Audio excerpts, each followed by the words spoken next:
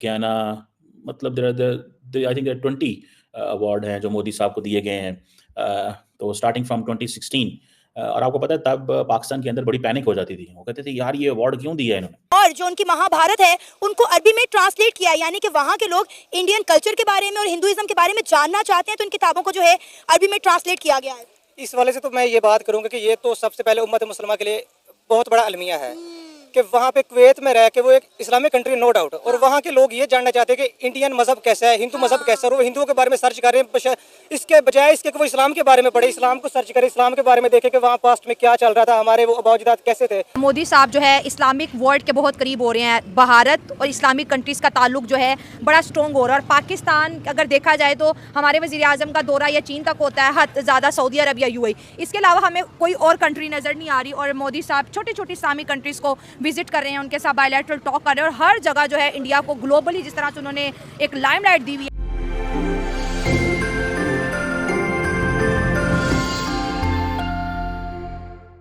नमस्कार दोस्तों, आप सभी का स्वागत है सिर्फ भारत पर। दोस्तों नमस्कार दोस्तों, आप सभी का स्वागत है सिर्फ भारत पर। दोस्तों, हर भारतीय का सीना गर्व से चौड़ा हो जाएगा जब वे जानेंगे कि उनके प्रधानमंत्री नरेंद्र मोदी को कुवैत के सबसे बड़े सम्मान से सम्मानित किया गया है। आपको बता दें, प्रधानमंत्री नरेंद्र मोदी को रविवार को कुवैत का सबसे बड़ा सम्मान द गार्ड ऑफ मुबारक अल कबीर दिया गया है। यह पीएम को किसी देश के द्वारा दिया गया 20वां अंतर्राष्ट्रीय सम्मान है। आपको बता दें, पीएम मोदी कुवैत के 2 दिन के दौरे पर गए हुए थे, जहां उन्होंने इंडियन डायस्पोरा से मुलाकात की और वहां के लेबर्स जो इंडियन मूल के हैं उनसे मुलाकात की। आपको बता दें, पीएम मोदी आए दिन किसी न किसी देश की यात्रा पर होते हैं और वे देश के टाइज उन देशों से मजबूत करना चाहते हैं जिससे भारत को भी फ़ायदा पहुंच सके और उस देश को भी।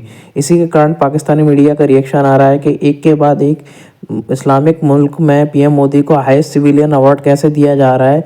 आइए देखते हैं पाकिस्तानी मीडिया का इस पर किस प्रकार का रिएक्शन आ रहा है। दुनिया ने देखा जन तो तीन कहिए जे पीड़ पड़ाई जानी रे। थोड़ी सी भी तुम में शर्म है ना, तो चुल्लू में ना थोड़ा सा पानी लो और उसमें डूब मत। जली ना, तेरी भी जली ना। अल्लाह तौबा। भारतीय वजीर आजम नरेंद्र मोदी के सम्मान में उन्हें गार्ड ऑफ ऑनर दिया गया। वाह भाई वाह। प्रधानमंत्री नरेंद्र मोदी का नाम सुनकर एक ताकतवर इस्लामिक देश के मुस्लिम शख्स ने हिंदू भजन गाना शुरू कर दिया। लेकिन तुम्हें शर्म से क्या लेना देना भाई, तुम्हारा शर्म से क्या काम। तीन कहिए जे पीड़ पड़ाई जानी रे। वाह भाई वाह। बरदू के उपकार करे तो ये मन अभिमान ना आनी रे। तुमने तो ठेका है वो ले रखा है, इसलिए मोदी के इस चमचे को। अरे अब चुप हो जा। नरेंद्र मोदी गैर मुल्की मेहमानों से गुफ्तगू के दौरान कह क्यों लगाते हैं। ये क्या है? मोदी साहब को हमारे प्राइम मिनिस्टर कहते हैं ये फाशिस्ट है, ये हिटलर का पैरोकार है। अच्छा, नरेंद्र मोदी कुवैत में पीएम मोदी का जोरदार स्वागत हुआ। 43 साल में किसी भारतीय पीएम का ये पहला दौरा है। मैं कुवैत के हवाले से देख रहा था और मिडल ईस्ट के हवाले से देख रहा था कि 1 by 1 इंडिया जो है वो सारे के सारे मिडल ईस्ट को विन करने की कोशिश कर रहा है। आप सऊदी अरेबिया के साथ उनके ताल्लुकात देख रहे हो। अब देखें, कुवैत के अंदर 2 ऑथर्स ने रामायण और जो उनकी महाभारत है उनको अरबी में ट्रांसलेट किया, यानी कि वहाँ के लोग इंडियन कल्चर के बारे में और हिंदुइज्म के बारे में जानना चाहते हैं, तो इन किताबों को जो है अरबी में ट्रांसलेट किया गया है। इस वाले से तो मैं ये बात करूँगा कि ये तो सबसे पहले उम्मत मुसलमान के लिए बहुत बड़ा अलमिया है कि वहाँ पे कुवैत में रह के वो एक इस्लामिक कंट्री नो डाउट, और वहाँ के लोग ये जानना चाहते हैं कि इंडियन मजहब कैसा है, हिंदू मजहब कैसा है, और वो हिंदुओं के बारे में सर्च कर रहे हैं। इसके बजाय इसके कि वो इस्लाम के बारे में पढ़े, इस्लाम को सर्च करें, इस्लाम के बारे में देखें कि वहाँ पास्ट में क्या चल रहा था, हमारे वो अबाउजदाद कैसे थे। वो उन चीज़ों को छोड़ के अब हिंदुइज्म की तरफ ज़्यादातर आ रहे हैं, और वो ये जानना चाहते हैं कि हिंदुइज्म में क्या चल रहा है। तो ये उम्मत मुसलमान के लिए एक बहुत बड़ा अलमिया मेरा। हिंदू मजहब को पूरी दुनिया में जो है वो प्रमोट किया जा रहा है। हालांकि हम बात करें तो मुसलमान जो है एक बहुत बड़ी तादाद में पूरी दुनिया में पाए जाते हैं, लेकिन हम देख रहे हैं कि महाभारत को, गीता को, रामायण को कई जो है अरब ममालिक के अंदर पढ़ा जा रहा है, अरेबिक में ट्रांसलेट किया जा रहा है, और वहाँ के बच्चों को जो है गीता रामायण पढ़ाई जा रही है। जी, इस हवाले से यही बात की जा सकती है कि इसके लिए तो सबसे पहले उस कंट्री के हुक्मरानों को सोचना चाहिए कि हमारे कंट्रीज में चल के आ रहा है, और दूसरे नंबर पे इंडिविजुअली पेरेंट्स को भी सोचना चाहिए कि वो बच्चों को किस तरफ लेके जा रहे हैं। देखिए, हम मुसलमान हैं, हमें नहीं पता कि हिंदुइज्म क्या है, हमने पढ़ा जरूर है उसके बारे में, जितना सुना है हमें उतना ही पता है, लेकिन हम कभी इतना डीपली नहीं गए कि हिंदुइज्म क्या है, ना ही हमें कोई तजस्सुस हुआ है कि उसके बारे में जाने। क्योंकि आपको पता है कि इंसान की साइकी है कि जब वो किसी चीज़ के बारे में जानना शुरू करता है ना, तो वक्त के साथ ना उस चीज़ में घुसता चला जाता है। और एक टाइम ऐसा आता है कि वो अपने आप को चेंज करने की कोशिश करता है कि नहीं जी, जहाँ पे मैं था वो गलत था शायद, और जो अब चीज़ें आ रही है ये मेरे लिए नहीं है, तो मुझे इनको अडॉप्ट करना चाहिए। तो ये इंसान की नेचर में शामिल है कि वो हमेशा अडॉप्ट की तरफ जाता है, पिछली चीज़ों को छोड़ के वो कहता है कि मैं एक नई चीज़ अडॉप्ट करूँ। इसी तरह जो है कुवैत है वो भी एक नया एक्सपीरियंस करना चाहता है, वो कुवैत को न्यू कुवैत बनाना चाहता है, जिसमें उन्होंने इंडिया के प्राइम मिनिस्टर नरेंद्र मोदी की मदद मांग ली है। मोदी साहब ने बोला ठीक है भाई, कोई घबराने की बात नहीं है, हमारे पास स्किल्स हैं, हमारे पास टेक्नोलॉजी है, हमारे पास मैन पावर है। और इसी जो है एजेंडे के तहत इंडिया के प्राइम मिनिस्टर नरेंद्र मोदी जो है वो कुवैत के विजिट पर गए हैं, क्योंकि कुवैत जो है वो खुद को डेवलप करना चाह रहा है, न्यू कुवैत बनाना चाह रहा है खुद को। जी बिल्कुल, इस हवाले से हम ये बात कर सकते हैं कि देखिए ना, जब भी चीज़ें होती है ना वो म्यूचुअल अंडरस्टैंडिंग के जरिए ही होती है। अब मोदी को क्या है, कुवैत वाले उनके हिंदुइज्म के बारे में जानना चाह रहे हैं कि हम उसको मॉडर्न करें, उसमें चेंजेस लाएं, जो पुराने रस्म रिवाज उनको खत्म करके उसको जिद्दत की तरफ लेके आए, मॉडर्निज्म की तरफ लेके आए। और उसके बदले में मोदी उनसे क्या चाह रहा है, वो चाहता है कि उनके जो वहाँ पे जितने भी खैर निकल रहे हैं वो मैं अपने कंट्री में लाऊं, अपनी कंट्री की इकोनॉमी को बूस्ट करूं। तो इस हवाले से उसकी कोशिश यही है कि मैं जो भी मुझसे बन सका ना, मैंने इंडिया को ऊपर लेके जाना है। बिल्कुल, मोदी साहब अगर वो विजिट कर रहे हैं तो इससे साफ जाहिर होता है कि पाकिस्तान की जो फॉरेन पॉलिसी है वो इस तरह होनी चाहिए कि हम उसको डिफेंड करें। डिफेंड किस तरह करेंगे? डिफेंड लीडरशिप से होती है कि अगर आपकी लीडरशिप अच्छी होगी, इसकी आप लिविंग एग्जांपल आप ले सकते हैं। जिस तरह इमरान खान ने अपने दौर में 2 दफ़ा उसने जो OIC का जो इजलास था उसको मुनक्किद किया था, उसका भी यही उसकी वीव थी, यही उसका विजन था, जिसके जो असरात, जिसके जो इफ़ेक्ट है वो अभी हमें नज़र आ रहा है जिस तरह मोदी कर रहा है। और मोदी जैसे कि वो तीसरी मरतबा वज़ीर आज़म बन गए हैं तो उनकी आवाम भी तकरीबन उनके साथ है, क्योंकि जो इंडिया का जो जमहूरी निज़ाम है वो हमसे बेहतर है। इसलिए बेहतर है कि वहाँ पर जमहूरियत को जमहूरियत के मानों में देखा जाता है। तो उसके बदले में जो भी उनकी लीडरशिप आती है, जो भी हुकूमत आती है, तो वो अपने जो भी उनके फ़ैसले होते हैं वो आज़ादाना तरीके से वो करते हैं और उसी के साथ वो उनके बेनिफिट भी देखते हैं। तो इसीलिए उसने ये स्टेप लिया है। तो हमें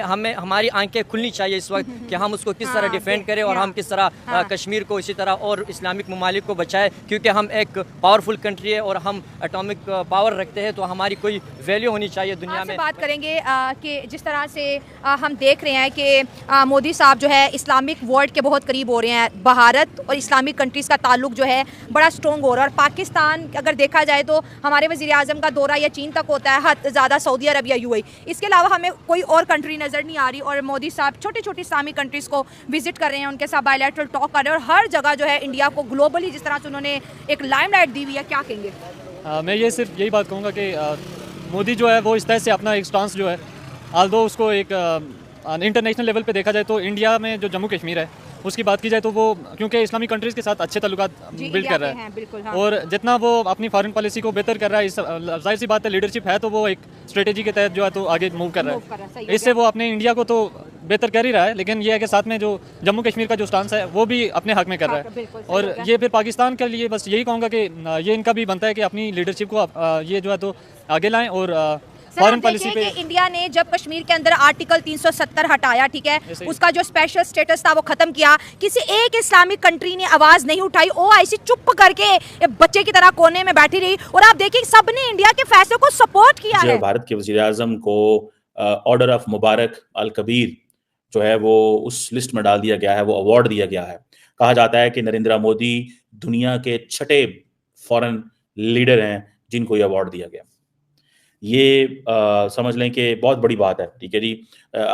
इसके अलावा जो एक मेरा ख्याल है एक order of Abdul Aziz Al Saud, highest award जो सऊदी अरेबिया का है, वो भी दिया गया है। State of order of Ghazi al Amir Amanullah जो अफगानिस्तान का भी दिया गया है। काफ़ी अवार्ड उनको दिए गए हैं। मोदी साहब को लंबे चौड़ी लिस्ट है जिसमें मैं बोल सकता हूँ स्टार्टिंग फ्रॉम इजिप्ट, फ्रांस में भी दिया गया, ग्रीस, नाइजेरिया, गयाना, मतलब आई थिंक 20 अवार्ड हैं जो मोदी साहब को दिए गए हैं। तो स्टार्टिंग फ्रॉम 2016। और आपको पता है तब पाकिस्तान के अंदर बड़ी पैनिक हो जाती थी, वो कहते थे यार ये अवार्ड क्यों दिया इन्होंने।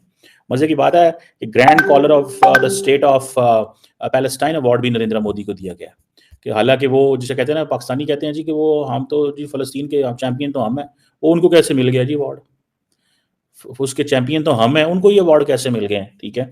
तो वो एक चीज़ जो है वो आती है सामने। बट नरेंद्र मोदी ने अपनी स्पेस जो है वो वहाँ पे बनाई है, बड़ी तगड़ी स्पेस उन्होंने बनाई है। और अगर मैं आपको सिर्फ ये बताऊं कि ये जो ये अवार्ड भी जारी बात है शेख मशल अल अहमद अल जबर अल सबा ने दिया है, और उनको एयरपोर्ट पे भी छोड़ने आए थे। ये एक और बड़ी इंपॉर्टेंट चीज़ है कि नरेंद्र मोदी जो हैं उनको वो एयरपोर्ट पे छोड़ने आए नरेंद्र मोदी को, और बताया कि भाई आपकी मैं कितनी, जिसे वो कहते हैं ना वो वैल्यू है। सो कुवैत के अंदर ही जस्ट मैं आपको ये बताता चलूँ, मैं अभी आपको बताने लगूँ कि बायलैटरल जो डिस्कशंस क्या हुई हैं लार्जली और जॉइंट स्टेटमेंट क्या आई है दोनों मुल्कों की, ये एक और बड़ी चंबे की चीज़ हो गई।